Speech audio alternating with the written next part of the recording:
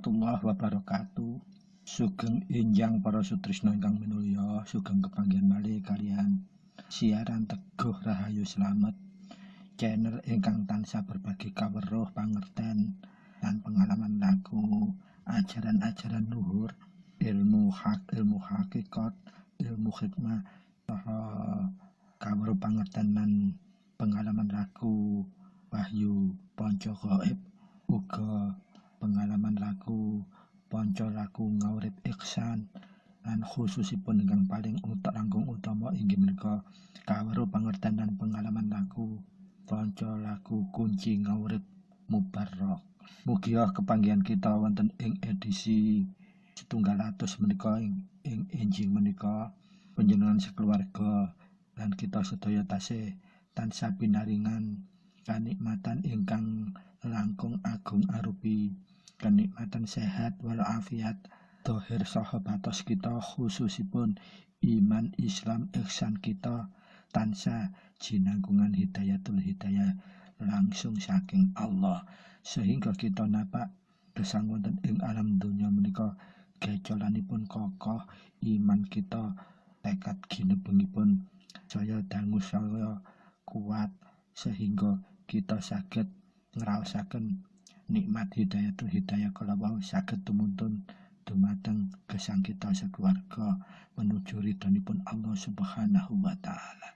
Para sutresna ingkang minulya, kita sapunika sampun mancik edisi 100 inggih menika edisi ingkang angka sakral, inggih menika angka 100. Pramila wonten ing injing menika kuku badhe ngupas secara khusus inggih menika mengapresiasi ceramah kontroversi ingkang dipun aturaken dening Kakang Syakur Yasin awal-awal November kepengker wonten ing Mabes Polri ingkang nuwe kontroversi menurut kukuh boten hanya kontroversi menika nanging kadosipun nglalar bubrah uger-uger tatanan Islami ingkang sampun trep ingkang sampun lazim dipun pahami dumateng kita sedaya umat Islam. Pramila wonten ing edisi 100 menika kukuh khusus badhe ngaturaken apresiasi inggih menika kritik saran kagem ceramahipun Kang Syakur Yasin, Profesor Dr. Kang Syakur Yasin ingkang sampun dipun aturaken wonten ing Mabes Polri nalika awal November kepengker. Mugi kepanggihan kita ingkang bahas babagan ingkang paling khusus menika Allah saged tansah jinangkungi hidayatul hidayah dumateng kita sedaya, sehingga bahasan kita baik cara mengapresiasi, memaringi kesan dan pesan hingga kritik tetap saged dalam koridor hidayatul hidayah saking Allah, sehingga napa ingkang kita hasilaken bahasan ngapresiasi menika tetap saged dalam koridor ridhoipun Allah Subhanahu wa taala inggih menika niatipun namung eling pangeling kagem sinten kemawon senaosa sinten kemawon kalawau secara zahir gelaripun nggih sampun profesor doktor, julukanipun nggih sampun buya, bahkan penceramah kondang, nanging manungsa menika dunungipun salah lan tepat dados ingkang kita ugemi namung mekaken. Siapapun orangnya, baik itu orang bodoh maupun orang pintar, tetap kedunungan lepat dan salah. Pramila monggo kita niati bahasan khusus ing injing menika kagem berlomba-lomba untuk kebaikan kita sedaya sami sebagai umatan wahidan inggih menika umat Islam ingkang Rabbul Alamin, ingkang Allah berikan peran umat Islam inggih kagem rahmatan kangge sedaya alam.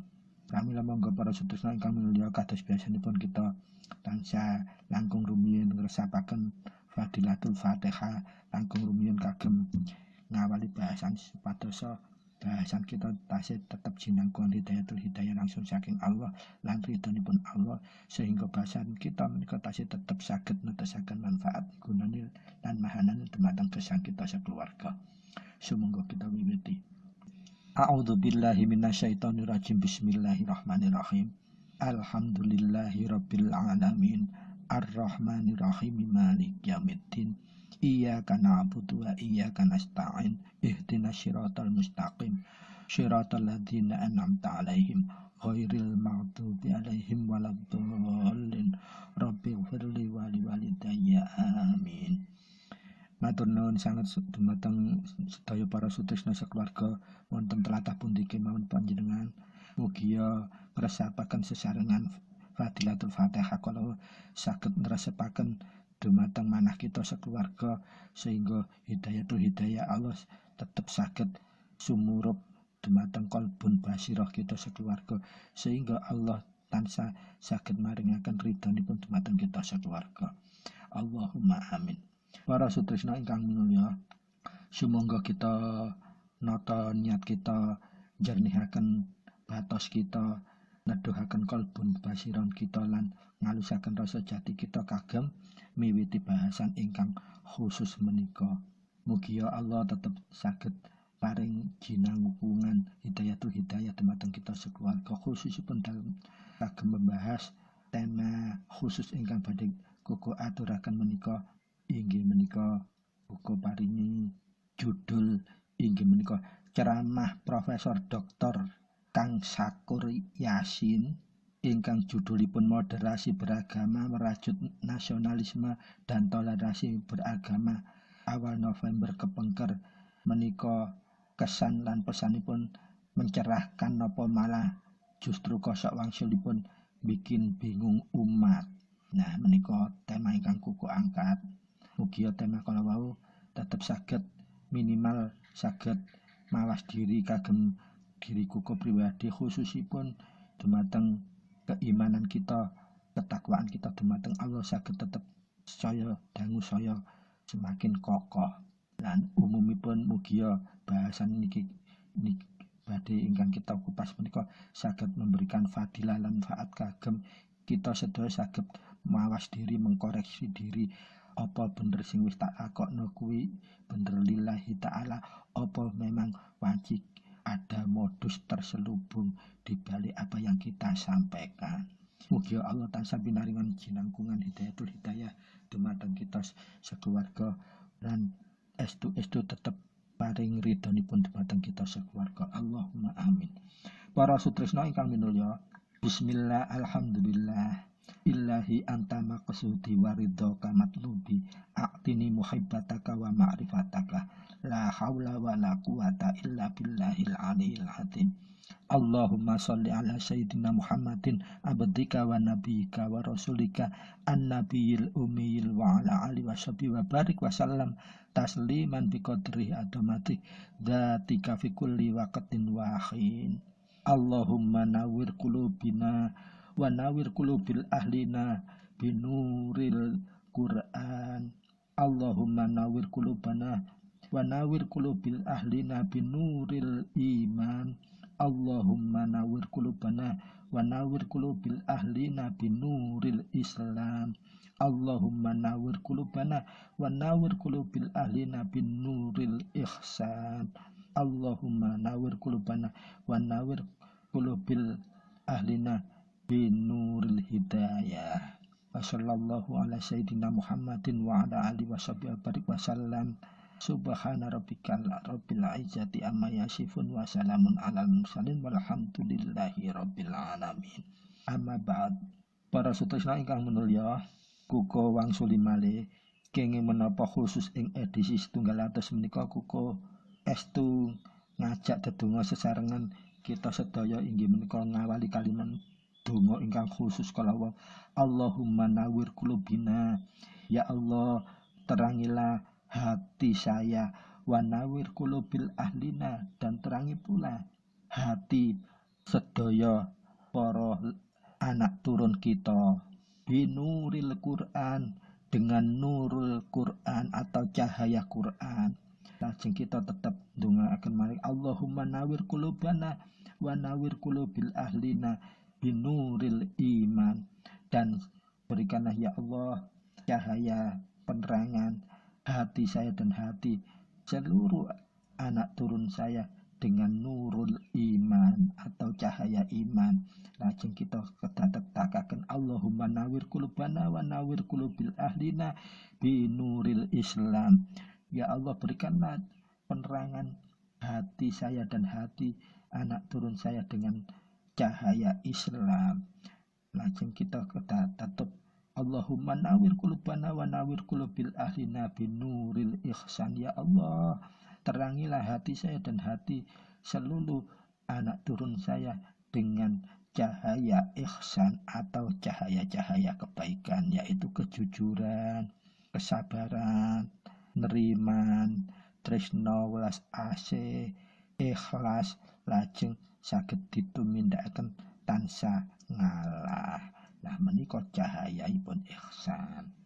Sehingga mugia kelawan doa kala wau kita ati sedaya anggota keluarga kita, anak turun kita diterangi oleh nurul atau cahaya Quran, cahaya iman, cahaya Islam, cahaya ihsan, sehingga saged mangke tumurun inggih menika pinaringan hidayatul hidayah lan ridhonipun Allah Subhanahu wa taala tansah dalam setiap tumindak lan tumandukipun. Para sutresna ingkang mulya, doa ingkang koko damel buka ing edisi 100 kala wau, doa kagem nguwataken akidah kita lan akidah semua anak turun kita supaya tetap dalam naungan cahaya Quran, cahaya iman, cahaya Islam, dan cahaya ihsan. Sehingga menapa hidayatul hidayat tansah jinangkungan dumateng tumindak lan tumandhakipun, sehingga ridha Allah saged dimandhapaken dumateng kehidupan kita sakeluarga. Fa insyaallah menuju kita keselamatan ingkang sejati inggih menika Islam ingkang sejati.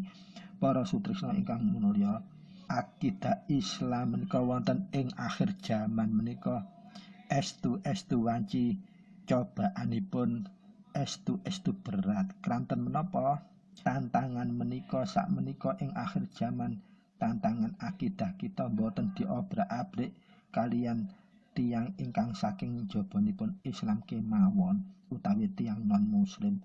Justru wonten ing akhir zaman menika kita prihatinipun malah para oknum-oknum tokoh Islam piyambak ingkang kados kenging politik gendam, inggih menika politik ingkang saged mamabukaken para sinten kemawon ingkang senaosa ilmu agamanipun kebak nanging dados tiyang fasik. Lajeng resikonipun menawi para oknum pemuka agama Islam piyambak kala wau menawi sampun kenging kados politik gendam, panjenengan bayangaken gendam menika dos pundi dampakipun. Panjenengan nate mireng berita-berita korban gendam menika dos pundi. Lah ananging aneh menipun prihatinipun menika para oknum tokoh agama, penceramah, bahkan pendakwah, bahkan oknum ketua organisasi keagamaan terbesar ugi saged keplecuk omongan. Lah ingkang langkung prihatin kita menika menawi kita mirengaken celotehan Paul Jong, lajeng kasus ingkang sampun ditangani polisi tasih berjalan inggih menika kasusipun kece. Nah menika kita saged tasih wonten maklumipun amargi piyambakipun sanes saking tiang Islam piyambak. Dia bukan orang Islam, tapi justru aneh memprihatinkan menawi justru saat ini fenomenanya yang terjadi adalah para tokoh-tokoh oknum tokoh-tokoh agama Islam piyambak ingkang ngobrak-ngabrik tatanan ingkang sampun trep dumateng Islam menika kadosipun dibengkok-bengkokno sekehendak udelipun. Nah, pramila menika dalam konteks mengapresiasi, kritik dan saran, kuku pramila ngaturaken judul inggih menika ceramahipun Profesor Dr. Kang Sakur Yasin itu wonten ing Mabes Polri ingkang judulipun ingkang kuku sampun aturaken kala wau, apa saya nambahi iman, apa saya bingungaken. Lah menika kedah kita kupas awal hingga akhiripun, supados menapa kita sedaya sami saged mawas diri. Apa benar yang sudah kita lakukan sesuai peran yang seharusnya? Apa justru malah memancing opini polemik, justru kontroversi dan kontraproduktif. Nah, kita kedah wicaksana nyikapi sedaya kahanan kala wau. Amargi menapa menika wanci tanda-tanda akhir zaman, tumpang tindih antara benar dan salah itu sudah sulit dibedakan. Karena apa? Orang-orang fasik yang sudah mulai berulah. Nah, para sutrisno ingkang mulya, monggo kita mageri diri kita sendiri, minimal keluarga lan anak turun kita kelawan donga kala wau supados dihindarkan dari fitnah dunia sehingga kita juga dijauhkan dari kesesatan akhirat. Pramila para sutrisno, menawi tokoh-tokoh oknum tokoh-tokoh Islam piyambak ingkang justru membuat ulah yang kontroversi, bahkan ceramah dakwahnya terkesan merubah fungsi yang seharusnya diemban, inggih menika memperkuat iman, memperkuat keyakinan, malah koyok-koyok membawa pesan sponsor, mengobrak-abrik tatanan yang sudah lazim dalam Islam. Dakwah ceramah menika keduwe sinten kemawon ingkang sampun mirengaken saya nambahi iman, saya nambahi yakin, saya tercerahkan, boten sebalikipun justru mari ngrungokno tambah kebingungan, tambah ragu, lajeng imanipun saya luntur. Lah menika kados kahanan ingkang kita temai akhir-akhir menika para oknum menika, ya Allah naudzubillah, bener-bener kita prihatin dan bingung apa sebetulnya yang mereka cari. Seperti orang yang fasik, justru dengan enjoynya mereka berceramah menggunakan jurus drunken master. Buku tiang Jawi pramila drunken master menika kuku maknawi boten dewa mabuk, mangke bernilai rasa, kuku maknawi oknum penceramah mabuk. Pancen terkesan kaya pemabuk sing lagi mendem sak kepenake udele, medar uger-uger nilai Islam sing wis trep diobrak-abrik tatanane sak karepe dhewe. Mila tema khusus edisi 100 menika kuku paringi judul ceramah Profesor Dr. Sakur Yasin ingkang judulipun merajut nasionalisme dan toleransi beragama awal November kepengker ing Mabes Polri menika justru saged mencerahkan umat menapa malah bingungaken umat. Lah monggo panjenengan piyambak ingkang saged jawab, mangke panjenengan pirengaken kuku boten menyajikan secara vulgar wonten mriki, nanging lingipun ceramahipun yang di Mabes Polri kuku cantolaken dumateng kolom deskripsi panjenengan supaya saged mirengaken. Sabibaripun mirengaken kok justru panjenengan tambah bingung, tambah kuat iman, yakin imane apa tambah luntur. Nah, menika yang harus kita permasalahkan. Para sutrisno ingkang mulya,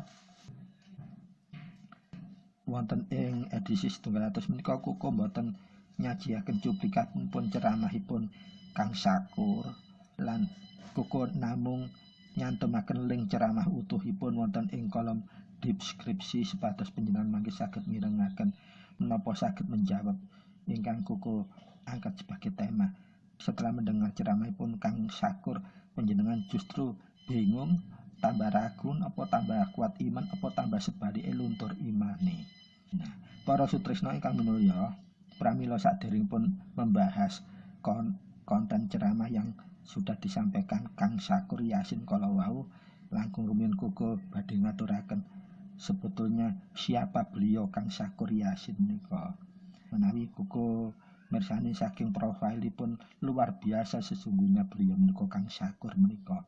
Kang Sakur menika wonten profilipun meletakkan moto hidupnya inggih menika kuku waosaken, wahai hari esok, aku tantang kamu karena aku telah menyelesaikan pekerjaanku hari ini. Luar biasa, itu motonya Kang Sakur Yasin. Wahai hari esok, aku tantang kamu karena aku telah menyelesaikan pekerjaanku hari ini. Luar biasa motonya. bahwa benar-benar beliau itu orang yang sangat percaya diri, tersirat dari moto yang dicantumkan dalam profilnya. Lajeng siapa si Kang Sakur Yasin menika sebetulnya dalam konteks pendidikanipun luar biasa juga, karena beliau juga sudah memegang gelar profesor doktor, S1-nya lulusan Kairo, Mesir, S2 pun lulusan Tunisia, S3 pun lulusan Tunisia. Masa pendidikan di luar negeri 20 tahun, bahasa yang dikuasai pun Arab, Inggris, Jerman, Perancis. Pekerjaan pun pengasuh pondok pesantren dan pengalaman kerja sebagai staf ahli kedutaan besar RI di Tunisia.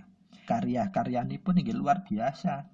Ingkang pertama yang dicantumkan dalam profil menika karya terkenalipun inggih menika Renungan Spiritual Buya Sakur Yasin. Nah, ini luar biasa, renungan spiritual Buya Sakur Yasin, berarti beliau setidak-tidaknya itu sudah mengenyam mempelajari hakikat sudah secara paripurna seharusnya kalau dilihat dari karyanya ini. Ingkang kaping kalih karya-karyaipun inggih menika Surat-surat Cinta Buya Sakur Yasin. Ingkang karya ketiga menika Menembus Palung Hati yang Paling Dalam. Luar biasa itu karyanya, benar-benar sangat filosofis sekali. Ingkang karya sekawan buku Wamima inggih menika Dzikir Wamima dan Doa Ya Latif. Nah, bagus ini karyanya sebetulnya. Nanging jujur kemawon kuku mboten nate maos sedaya karyanipun Kang Sakur Yasin menika. Pramila kuku insyaallah mangke mulai tertarik untuk membaca karyanya, sebetulnya isinya kayak apa. Lajeng Kang Mas Sakur Yasin menika inggih menika pendiri pondok pesantren Candang Pingan Indramayu. Nah, kalau wow luar biasa profilnya Kang Mas Sakur Yasin menika. Beliau bergelar profesor doktor, S1-nya dari Kairo, S2 Tunisia, dan juga pernah menjadi staf ahli Dubes RI wonten Tunisia.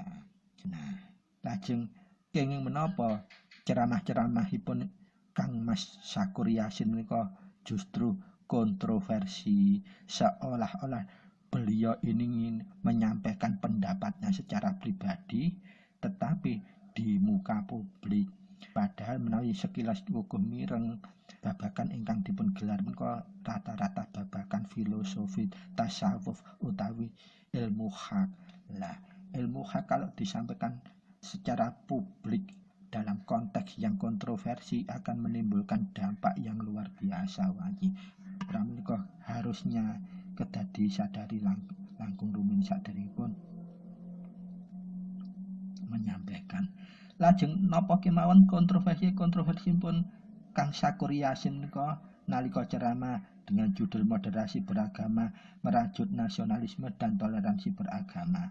Para sutresna ingkang minulya, setidaknya catatan-catatan ingkang kuku sampun peroleh kontroversi ingkang dipun aturaken dening Kang Sakur Yasin menika setidaknya ada 11 kontroversi. Ingkang pertama, Kang Mas Sakur Yasin menika menganalogikan Khalifah Umar bin Khattab menika sama dengan Nazi. Nalika ngaturaken ceramah, Kang Mas Sakur menika yang disikapi sebagai kontroversi karena menyebut Nabi Muhammad Shallallahu Alaihi Wasallam menika dan menyamakan Khalifah Umar bin Khattab seperti layaknya Nazi. Wonten ing ceramahipun Kang Sakur menika menyampaikan inggih menika petikanipun, yang perlu kita ketahui bahwa yang mengusir menghalau orang-orang Yahudi dari kota Madinah bukan Kanjeng Nabi, tapi Sayyidina Umar, khalifah setelah Abu Bakar. Dihabisi semuanya, ucap Kang Sakur Yasin ing videonipun. Dados menurut pimanggipun Kang Sakur Yasin menika Umar bin Khattab menika hampir sama tabiatnya seperti seorang yang Nazi menghabisi semua Yahudi. Lah, kuku mboten komen untuk hal ini, nanging kukumake menggaris bawahi kemawon, lajeng menyampaikan kritik dan saran selaku sesama muslim. Lajeng kontroversi ingkang angka kalih menika Kang Mas Syakur menika menganalogikan Nabi Muhammad sallallahu alaihi wasallam menika bukan membawa agama baru tetapi sekte baru, agama Nasrani. Lah, khusus untuk kontroversi ingkang kalih menika saestunipun sampun sensitif banget. Nilai rasanya sudah sedemikian bernilai rasa, harusnya dipertimbangkan menggunakan bahasa-bahasa yang lebih bijaksana, Kang Mas Syakur. Karena apa? Dari latar belakang pendidikannya beliau ini ahli tasawuf, harusnya sudah punya pilihan-pilihan kalimat dan kata yang bijaksana. Nah, bayangkan ini dalam kontroversi yang kedua, Nabi Muhammad menika diasumsikan seperti tidak membawa agama baru, tetapi seperti mengajarkan sekte dari ajaran agama Nasrani, sekte baru dari ajaran agama Nasrani. Nah, ini kan luar biasa tajam dalam memilih kalimat yang bernilai tendensius sekali ini. Jadi khusus kagem Kang Mas Syakur Yasin, kalimat-kalimat penjenengan ini penjenengan akui atau tidak ini bernilai rasa sekali. Bayangkan Nabiullah Muhammad sallallahu alaihi wasallam menika dijustifikasi sebagai pembawa sekte baru agama Nasrani. Pramila kontroversi ingkang angka kalih menika lah justru seharusnya kalau menurut syariat Islam yang nyerempet-nyerempet ketauhidan, perbedaan yang sudah menajam ini seharusnya diselesaikan dengan cara sumpah mubahalah. Karena napa sumpah mubahalah itu juga pernah dilakukan oleh Nabiullah Muhammad sallallahu alaihi wasallam. Nanging monggo mangke dipun bahas untuk garis bawah atau catatan terakhir setelah kuku nyampaikan sedaya kemawon ingkang sampun disampaikan Kang Syakur Yasin menika. Ingkang angka ketiga, kontroversi ingkang ketiga menika setidaknya Kang Syakur Yasin nyampaikan menjaga persatuan menika dijamin masuk surga. Ini untuk beranalogi dengan kalimat tauhid la ilaha illallah. Menurut Kang Syakur, ide besar Nabi Muhammad sallallahu alaihi wasallam menika inggih menika membangun persatuan dan kesatuan. Aturipun Kang Syakur, memang Nabi menjamin barang siapa yang mendukung persatuan dijamin masuk surga. Nah, ini ternyata dalam kontroversi yang keempat yang dimaksud itu tadi adalah kalimat tauhid itu bukan kunci masuk surga. Kang Syakur Yasin negasaken kalimat tauhid la ilaha illallah itu bukan kunci masuk surga. Kalimat tauhid tersebut bermakna persatuan. Nanging sak menika terusipun Kang Syakur, makna persatuan itu bergeser menjadi bermakna kunci masuk surga. Lah, ini ada sesuatu ketidakwajaran yang benar-benar vulgar ini Kang Syakur ini. Bayangkan kalimat la ilaha illallah benar-benar panci dijadikan siapa akhir hayatnya bisa melafadzkan la ilaha illallah maka dia dijamin masuk surga. Artinya apa? Tidak semua orang dalam akhir nasabnya bisa mengucapkan la ilaha illallah. Kalau ketika hidup dia diwarnai dengan kebohongan, kemaksiatan, kemudian penjerumusan dan lain sebagainya. Fa insya Allah meskipun di dunia dia disebut ditokohkan sebagai ulama, nanti akhir hayatnya sulit juga akan bisa mengucapkan kalimat tauhid kalau wau. Jadi kalimat tauhid posisinya ini bukan kalimat yang sederhana, tetapi kalimat yang mempunyai maunah yang bisa menghantarkan pada seseorang itu selamat di akhir hayatnya menuju husnul khotimah atau su'ul khotimah wa na'udzubillah min dzalik. Dan memang kontroversi yang ingkang angka sekawan menika bener-bener nilai rasanya sangat-sangat luar biasa, tidak lazim ini Kang Syakur Yasin menika. Nanging kuko tidak mengkomentari lebih jauh, monggo kita lajengaken catatan ingkang angka gangsal kontroversi Kang Syakur Yasin menika. Nyebut Nabi Muhammad menika berondong lah, kalimat seorang tasawuf menggunakan istilah-istilah orang suci seperti Nabiullah Muhammad SAW dengan pemilihan kata yang benar-benar tidak lazim ini, bernilai rasa ini, sesungguhnya ironi sekali.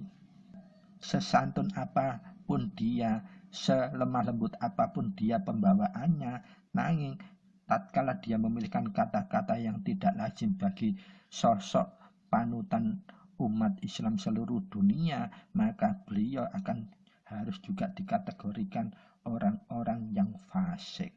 Pramila Kuko menyarankan, karena yang benar-benar yang diterak ungger-ungger tatanan Islam yang sudah prinsip, kalau memang Kang Mas Syakur Yasin ini merasa benar, Kuko sarankan saja bermubahalah, sumpah mubahalah.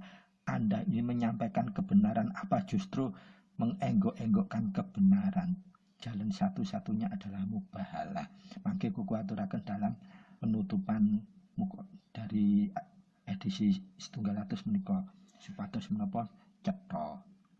Aturipun Kang Syakur Yasin di kontroversi angka gangsal kala wau inggih menika ketika Nabiullah Muhammad usianipun selangkung tahun utawa 25 tahun sebagai tokoh pemersatu, dia Nabiullah Muhammad dinikahkan dengan seorang perempuan janda yang usianya seumur ibunya, yang kalau kita namakan itu adalah brondong. Lah ini yang justru membawa nilai rasa yang benar-benar kita tidak paham dengan imajinasi Kang Syakur Yasin kalau wau.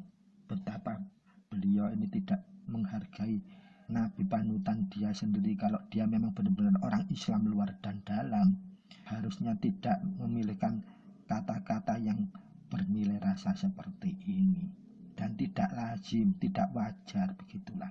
Lajeng Kuku lanjungaken kontroversi Kang Syakur Yasin ingkang angka 6 inggih menika agama Siti Khadijah menika dirahasiakan. Buya Syakur menyebut agama Siti Khadijah dirahasiakan. Ia menduga Siti Khadijah adalah seorang Nasrani. Nah, ini yang aneh ternyata. Kalau dia seorang penceramah, seorang pendakwah, kenapa justru seolah dia ini menyampaikan proposal yang bertentangan dengan sesuatu kelaziman dalam Islam? Dan dia seolah-olah membuat argumentasi meyakinkan bahwa ini loh yang benar yang saya sampaikan. Nah, sesungguhnya kalau dia sudah S1-nya dari Kairo, S2, S3 dari Tunisia, babakan tarikh Islam ini sudah tidak menjadi permasalahan. Dia sudah paham hakikatnya bagaimana dan tidak perlu dikontroversikan. Karena apa? Harusnya dia sudah katam untuk belajar tarikh Islamnya. Tapi justru aneh kalau ketika dia menyampaikan menyampaikan proposal sesuatu yang kontroversi ini secara publik. Dados monggo khusus Kuku menyampaikan khusus kagem Kang Syakur Yasin, renungkan kalau Anda merasa sesuatu yang Anda sampaikan ini kepleset atau kesleo, ya istighfarlah kepada Allah, bertobatlah kepada Allah. Tapi kalau engkau tetap bersikukuh bahwa apa yang engkau sampaikan ini benar, Kuku sarankan bermubahalah kamu, Kang Syakur. Itu adalah solusi. Karena mubahalah apa? Itu Nabi pernah melakukan maksimal 2 bulan, itu pasti ada jawaban dari Allah. Ketika engkau menyampaikan suatu kebenaran, insya Allah dalam 2 bulan itu engkau tidak akan terjadi apa-apa. Tapi ketika kamu memang sengaja membuat bengkok sesuatu yang sudah lurus, Pak, insya Allah tidak sampai 2 bulan kamu akan menerima sesuatu adab dari Allah langsung, kalau itu memang kesalahan yang kamu lakukan. Tapi kalau tidak, insya Allah tidak ada jadi apa-apa. Nah, itu saran Kuku untuk Kang Syakur Yasin. Lajeng kontroversi ingkang angka 7, Kang Syakur nyebut Nabi Muhammad itu tidak poligami. Kang Syakur nyebut Nabi Muhammad itu tidak pernah berpoligami. Tapi kalau kita lihat dari pernikahannya, Nabi Muhammad tidak pernah berpoligami.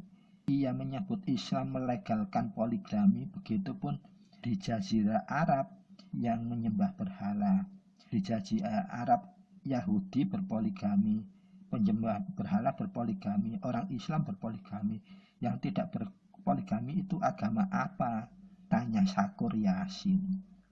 Pramila untuk kontroversi yang ketujuh ini sampai-sampai Kang Syakur menyampaikan bahwa yang menjadi pertanyaan bagi saya, kata Kang Syakur, yaitu ketika Nabi Muhammad SAW menerima wahyu, kok dikonsultasikan dengan orang ahli spiritual, seorang pendeta.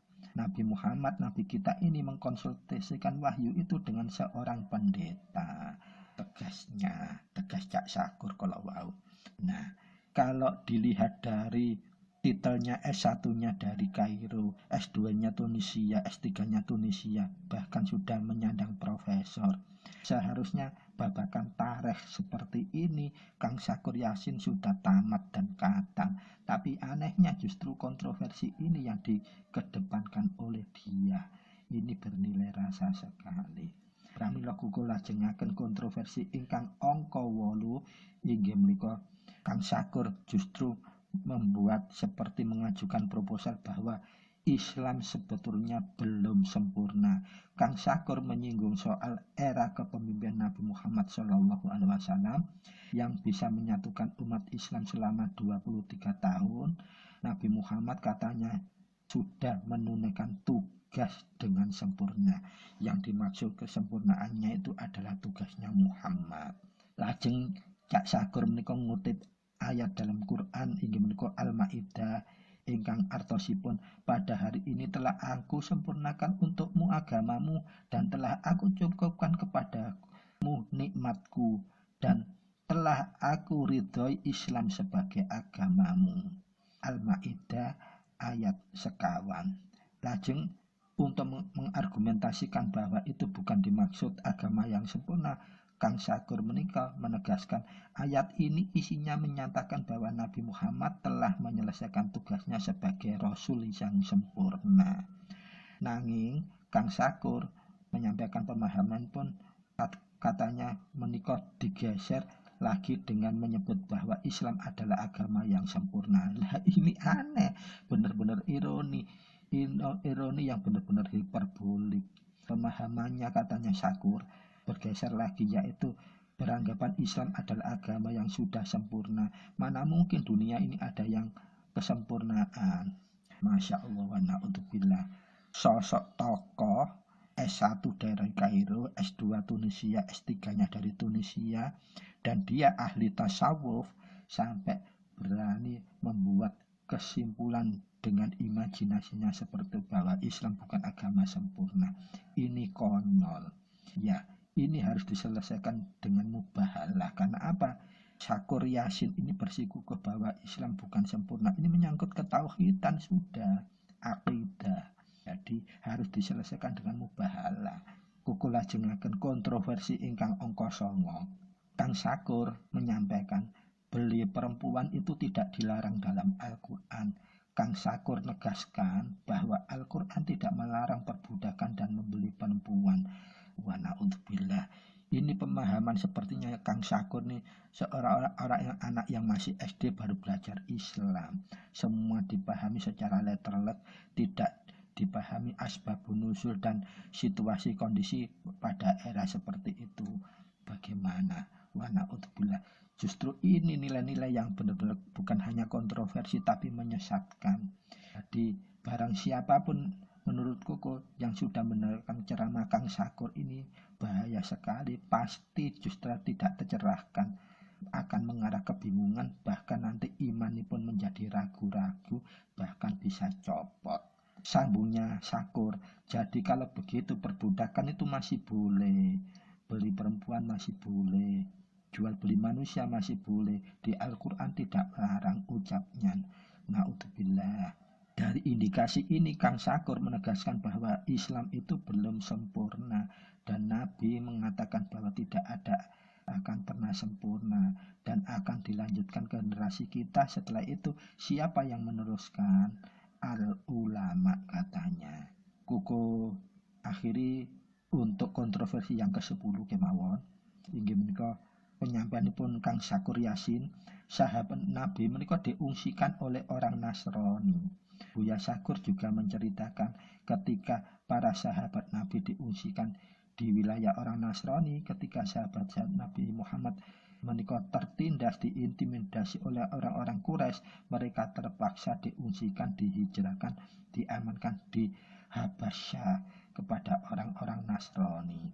Panci raja di Habasyah ini rajanya masih memeluk Nasrani, tetapi aneh justru yang digarisbawahi Kang Sakur ini justru ingin menonjolkan kenasraninya. Ini sungguh aneh, ini ada apa ini dengan Sakur Yasin ini kok seolah-olah dia lagi mendem politik gendam, kayak orang kena gendam. Bahkan dia menyampaikan sesuatu ceramah seperti orang yang pakai jurus The Drunker Master. Nah, itu bilang tadi para sutresna ingkang mulya, dados kala wau sedasa kontroversi yang sudah diceramahkan oleh Kang Sakur Yasin awal-awal November kala wingi wonten ing Mabes Polri dengan judul kala wau moderasi beragama lan toleransi beragama, persatuan, kesatuan dan toleransi beragama. Intinipun para sutresna, secara pribadi Koko tidak bisa berkomentar terlalu banyak. Karena apa? Kalau dilihat dari profilnya, sesungguhnya seorang Sakur Yasin tidak layak untuk menyampaikan kontroversi yang seperti itu. Karena apa? Mulai S1-nya dia itu dari Kairo lulusannya, S2-nya Tunisia, S3-nya Tunisia. Dan dia juga pengasuh pendiri pondok pesantren. Dan karya-karyanya bersinggungan kental dengan ketasawufan. Seharusnya beliau ini makamnya sudah makam orang hakikat. Tetapi justru aneh kalau orang hakikat menyampaikan sesuatu vulgar, itu bukan ciri orang hakikat, tetapi ciri orang yang berpropaganda sepertinya itu. Para sutresna ingkang minulya, sebagai catatan kuku pingin ngaturaken, dalam Islam itu untuk menyelesaikan sesuatu polemik yang bersinggungan dengan akidah, apalagi ketauhidan, itu seharusnya diselesaikan secara mubahalah atau sumpah mubahalah. Menika sumpah ingkang nate dipun lakukan Rasulullah Muhammad sallallahu alaihi wasallam ingkang sampun diabadiaken wonten Quran, inggih menika wonten surat Al-Imran ayat 59 ngantos 60. Nah, waktu menika Rasulullah Muhammad sallallahu alaihi wasallam sedang mendakwahi kaum Nasrani. Lah menika anu lho nggih. Kuko bukan bermaksud mencampuri urusan keyakinan teman-teman yang beragama Nasrani, tapi kuku hanya menyampaikan asbabun nuzul. Ketika menika Rasulullah ingin meyakinkan bahwa ada sekelompok kaum Nasrani yang menganggap bahwa Nabi Isa alaihi salam ini kok anaknya Allah subhanahu wa ta'ala. Pramila Nabi merasa berkewajiban untuk meluruskan. Nah, mendengar seruan Nabi kalau wau bahwa Isa ini bukan anaknya Tuhan, tapi Isa ini kok anaknya Maryam, yang memang beliau juga dianggap menjadi Nabi Allah. Mendengar seruan Nabi Muhammad SAW, kaum Nasrani yang berpaham bahwa Isa itu anak Tuhan menolak ajakan Kanjeng Nabi kalawau. Mereka membantah, tetap menyatakan bahwa Nabiullah Isa menika anak Tuhan. Atas peristiwa menika kemudian Allah Subhanahu wa taala memerintahkan Nabi Muhammad untuk melakukan sumpah mubahalah melalui firmanipun ingkang termuat ing dalam Quran kalawau. Ingkang artosipun, andai ada orang yang berani bermubahalah dengan Rasulullah Shallallahu Alaihi Wasallam, tentu mereka semua akan pulang dan semua harta keluarganya akan hilang habis. Nah, menika catatan ingkang dipun sampaikan Ibnu Abbas nalika Nabi Muhammad Shallallahu pernah nate melakukan mubahalah. Lajeng ing dalam dalil Quran, sumpah mubahalah menika dianjurkan untuk menyelesaikan perselisihan ingkang terkait ketauhidan utawi akidah, utawi ajaran pokok Islam. Nanging pertanyaannya, mubahalah yang Rasulullah lakukan itu kan dengan orang Nasrani atau orang yang bukan Islam. Tetapi saat ini loh, justru orang-orang oknum tokoh elitil Islam sendiri yang justru membuat kontroversi. Nah, pertanyaannya, apakah harus benar-benar diselesaikan dengan mubahalah? Ya harus. Karena apa? Ini benar-benar merusak tatanan yang sudah trep dan lazim. Begitu.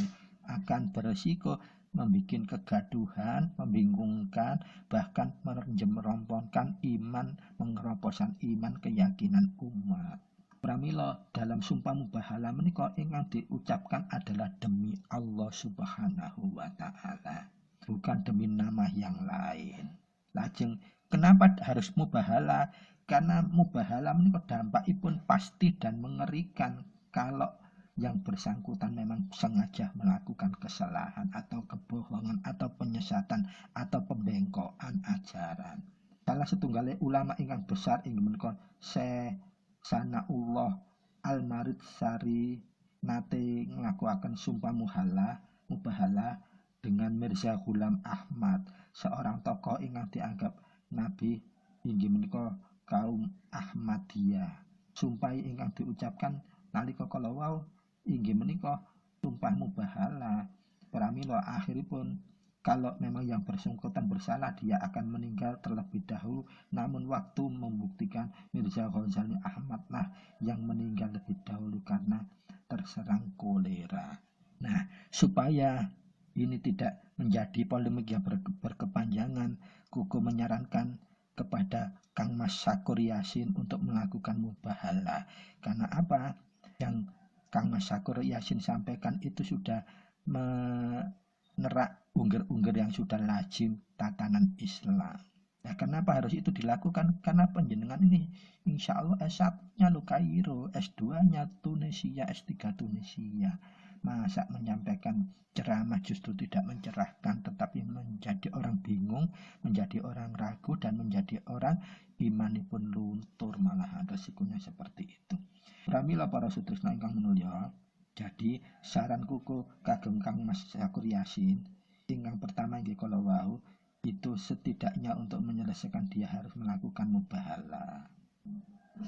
Pramila para sutrisna ingkang minulya, monggo kita kedah tetep waspada wonten ing akhir zaman menika. Semua ceramah baik dari siapapun tetap panjenengan penggali ingkang estu, minimal panjenengan untuk meyakinkan dengan cara yang sederhana. Lafadzkan Fatihah dalam hati, kemudian panjenengan pegeng wonten bun-bunan setelah dilafadzkan, dan di situ tahan nafas panjenengan, mintalah hidayah sama Allah.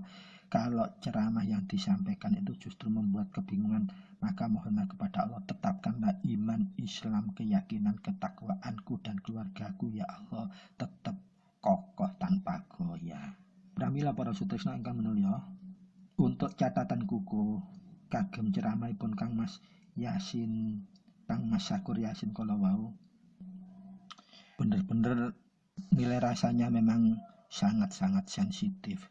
Jadi mohon kepada sedaya kemawon para penceramah, para pendakwah untuk bijaksana dalam menyampaikan materi, khususipun membuat pilihan-pilihan kalimat dan kata yang benar-benar disajikan untuk menjelaskan Rasulullah Muhammad SAW sebagai tauladan umat Islam dengan pilihan kata dan kalimat yang bijaksana, tidak bernilai rasa. Yang kedua, babakan yang berkaitan dengan ketauhidan, mohon direnungkan untuk disampaikan juga secara bijaksana dan hati-hati, yang benar-benar tidak ada kontroversi, supaya apa? Umat ini tidak bingung dan tidak bisa berujung pengerofosan iman pada umat. Lajeng ingkang angka 3 nipun, kalau kita berperan sebagai penceramah atau pendakwah, justru target kita hasilnya harus bisa memperkuat iman, untuk bisa memperkuat keyakinan, bukan malah sebaliknya. Jadi itulah harusnya yang diemban bagi semua penceramah, dan janganlah menghina-hinakan agama-agama atau kepercayaan lain, karena itu wilayahnya bukan wilayah kita. Apalagi kita juga mengobrak-abrik tatanan yang sudah lazim dalam agama kita, itu justru membuat nilai rasa itu semakin benar-benar tidak bisa dipertanggungjawabkan. Pramila untuk kesimpulan kuku dari apa yang disampaikan Kang Mas Syakur Yasin itu, saran kuku kalau panjenengan memang ingin menegaskan bahwa apa yang sudah panjenengan sampaikan ini adalah kebenaran, ya mohon panjenengan ini dengan lapang dada bermubahalahlah bahwa apa yang panjenengan sampaikan memang tujuannya untuk mencerahkan sesuatu yang memang sudah lazim. Tetapi kalau panjenengan memang niatnya untuk di luar itu, wallahu a'lam wa na'udzubillah, pasti panjenengan tidak akan berani untuk melakukan mubahalah. Cekaipun kesimpulanipun kuku, apa yang disampaikan Kang Mas Syakur Yasin itu terlepas benar dan tidaknya itu nanti terlepas dia jujur dan tidaknya dalam menyampaikannya, ikhlas atau tidak, lillahi ta'ala atau tidak apa yang disampaikan, kuku hanya bisa menyampaikan bahwa hidup khususnya bagi orang yang sudah memahami hukum Islam sebagai penceramah atau pendakwah, dia akan berlaku dua pilihan. Apa yang dilakukan kalau kebenaran yang sengaja disampaikan, berarti dia akan mendapat inggih menika pahala jariah.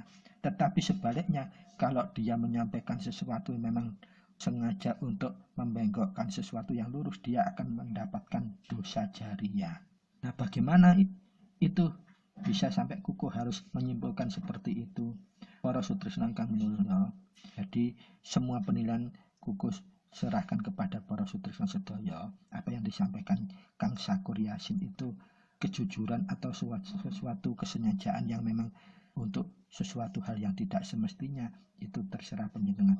Tetapi ingat bahwa kalau panjenengan melakukannya itu memang berusaha untuk membengkokkan sesuatu yang lurus, berarti panjenengan akan melakukan dosa jariah.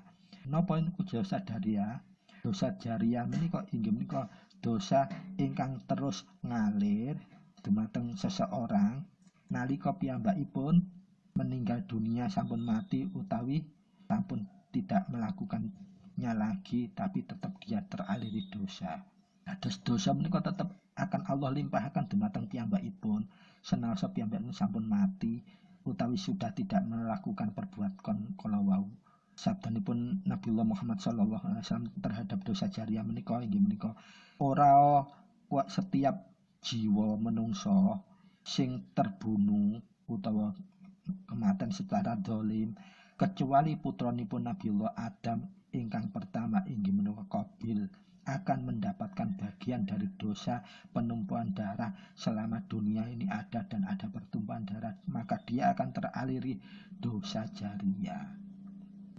Para sutrisna, putranipun Nabiullah Adam alaihissalam ingkang jaler Qabil lan Habil.